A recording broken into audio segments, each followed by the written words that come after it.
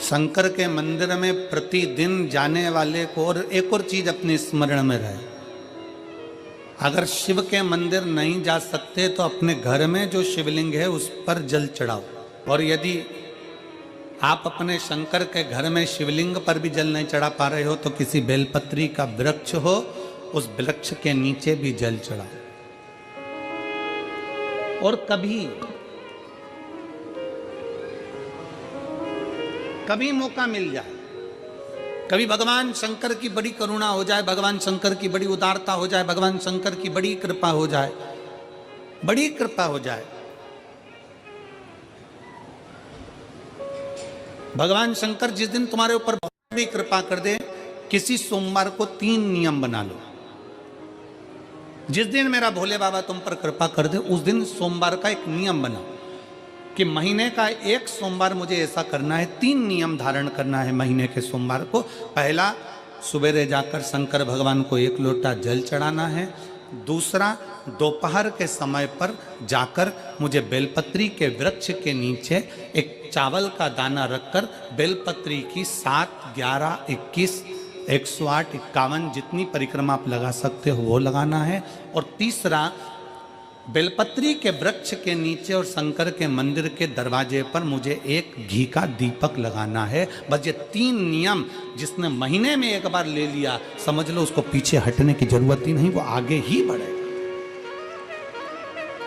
महीने के किसी एक सोमवार का ऐसा नियम बना लो कि मुझे 3 नियम धारण करना है महीने के किसी भी एक सोमवार को। हम ये नहीं कहेंगे कि तुम सोमवार 5 पढ़ रहे हैं तो 5 को करो, 4 पढ़ रहे हैं तो 4 को करो, 3 पढ़ रहे हैं तो 3 को करो। तुम तो महीने का एक सोमवार का नियम बना। और मेरी जीजियों से, मेरी बेटियों से जो विदेश में रह रही हैं, जो कहीं बाहर रह रही हैं, कहीं बड़े शहर में रह रही हैं, जो रोज मंदिर नहीं जा सकते, हर किसी महीने के एक सोमवार को भी ये नियम निर्धारण करते, तो उनसे कहेंगे कि 3 महीने में एक सोमवार का नियम बना लो।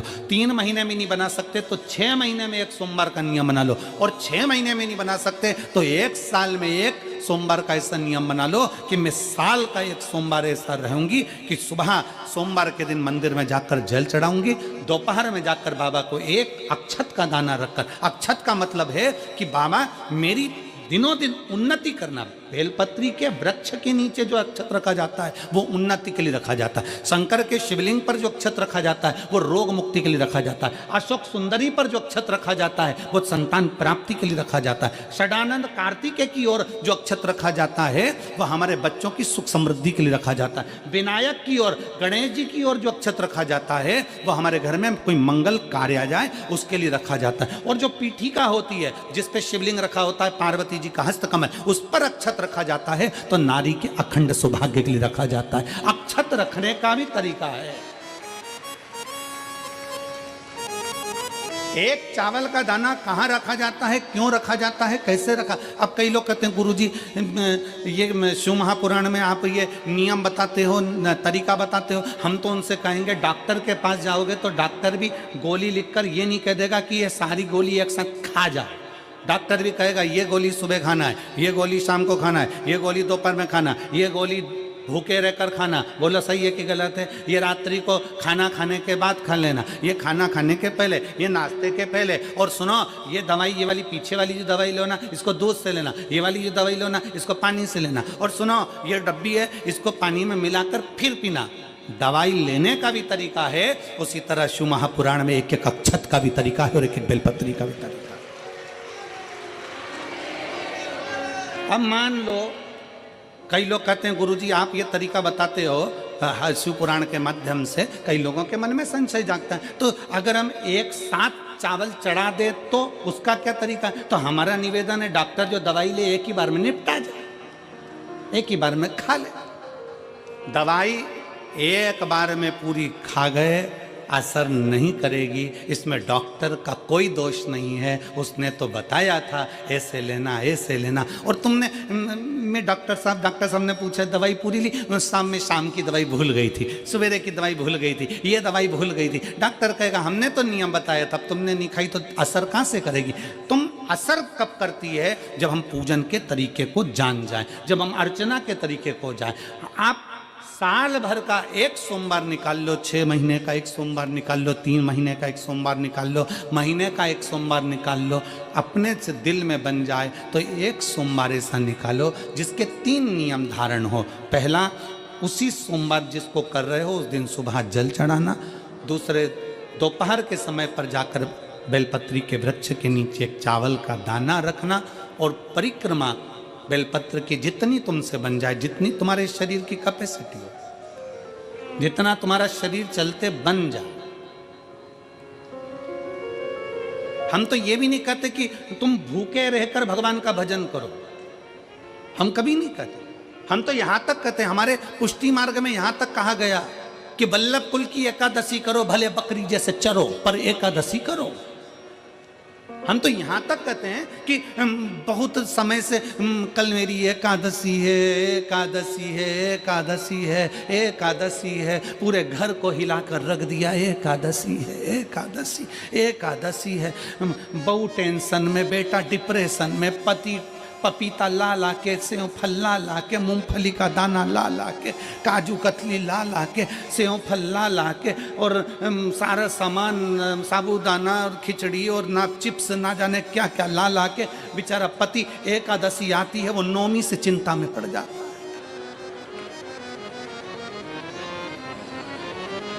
हम तो ये भी नहीं कहते कि तुम व्रत बहुत भारी करो, तुम व्रत उपास भी बहुत बहुत टेंशन वाला करो, ना ना ना।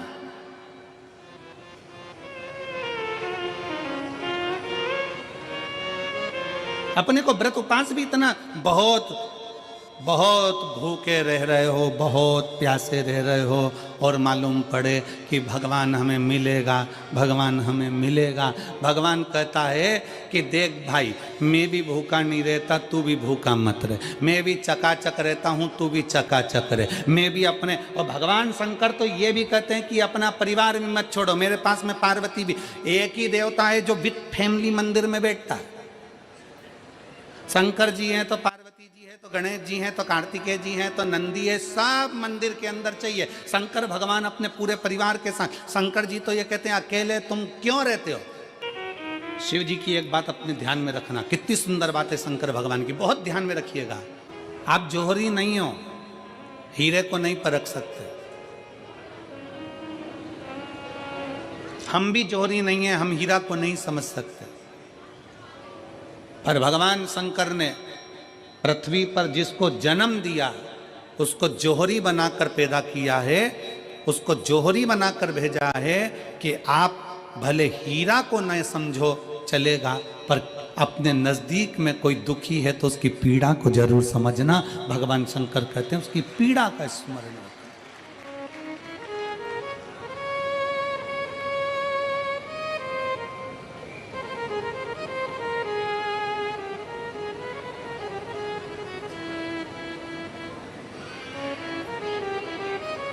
हीरा को समझो ना समझो, पर पीड़ा को जरूर समझिए, किसी के दर्द को जरूर समझिए, किसी के दुख को जरूर समझिए, किसी की तकलीफों को जरूर समझिए। हम भी तो अपनी जिंदगी में एक नियम बना सकते हैं कि मैं श्री शिवाय नमस्तुभ्यम का जाप करूंगी। मेरी कॉलोनी में कोई शंकर जी का मंदिर है, हम 5-10 महिलाएं प्रत्येक सोमवार को 10 मिनट बैठेंगी। शाम के समय प्रदोष काल में 6 बजे 6:30 बजे बैठेंगे, 6:45 बजे 15 मिनट बाद उठ जाएंगे, श्री शिवाय नमस्तुभ्यम का जाप करेंगे, शंकर जी को भोग लगाएंगे। अगर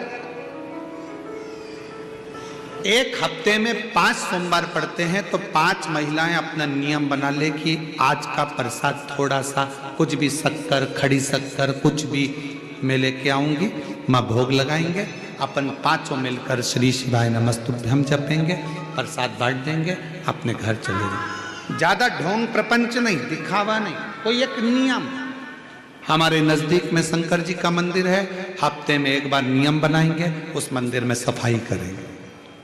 हफ्ते में एक बार नियम बनाएंगे, अपने नजदीक के शंकर के मंदिर को साफ करेंगे, क्लीन करेंगे। एक नियम अपने अंदर बनाओ शिव के प्रति।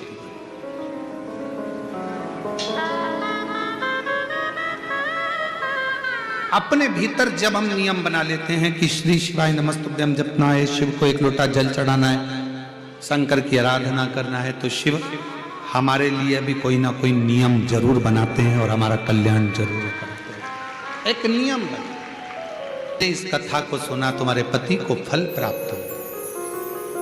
कलिकाल में संसार में जो शिव महापुराण की कथा को सुनता है, श्रवण करता है, करवाता है, बाँचता है, सुनता है, वो जितने जीव इस कथा को श्रवण करने आते हैं, केवल उनका ही नहीं, उनकी 71 पीढ़ी का कल्याण शिव पुराण की कथा कर। रोज पशुपतिनाथ का व्रत करते हो आप, 16 सोमवार का व्रत करते हो आप, संकट सोमवार का व्रत करते हो आप, शिवरात्रि का व्रत करते हो, सोमवार की अष्टमी का व्रत करते हो। उन व्रतों में सारे व्रत करो, मना नहीं है, पर उस व्रत में अपना पूर्ण समर्पण परमात्मा के प्रति रखो। केवल खाना छोड़ा है, अन्न छोड़ा है, भोजन छोड़ा है, और दिन में सुबह से लेकर शाम तक 2-3 बार तुमने कुछ ना कुछ पाया है, वो व्रत हो सकता है आपकी दृष्टि में, पर हमारी दृष्टि में व्रत कौन सा है?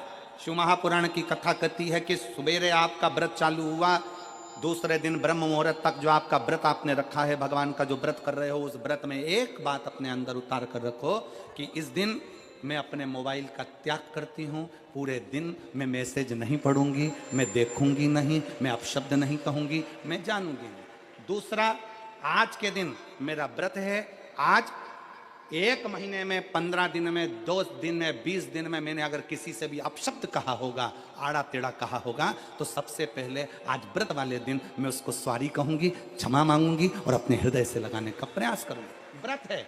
व्रत का तीसरा अंश, आज मेरा व्रत है, मैं आज के दिन किसी को भी अपशब्द नहीं बोलूंगी, किसी के लिए आड़ा तड़ा नहीं बोलूंगा, आज जितना बन सकेगा मैं सात्विक जीवन जीऊंगा। चौथा, आज मेरा व्रत है, आज के दिन मैं झूठ नहीं बोलूंगी, ना झूठ बोलूंगा सुबह से लेकर शाम तक। और पांचवा, आज व्रत वाला दिन है, जितना फलार मैं करूंगी उसका पैसा जोड़ूंगी कि 15 रुपए का मैंने साबुदाना खाया, 10 रुपए का बटाटा खाया, ये खाया, वो खाया, सारा हिसाब लगाकर 55, 60, 70 रुपए जितने होते हैं, उसमें से एक अंश निकालकर मैं उसका एक भाग किसी गौशाला में जाकर गाय को चारा जरूर दूंगी। आपका व्रत, आपकी साधना, आपका तप, आपका बल, आप कैसा कर रहे हैं? केवल भूखे रहने पर भगवत पद की प्राप्ति नहीं होती। शिव महापुराण की कथा कहती है कि भूखे रहने से भगवान की प्राप्ति नहीं होती। शिव पुराण की कथा कहती है भगवान को पाने की भूख बढ़ाने से भगवान की प्राप्ति होती है। भीतर से परमात्मा को पाने की भूख बढ़ाइए, भगवान को पाने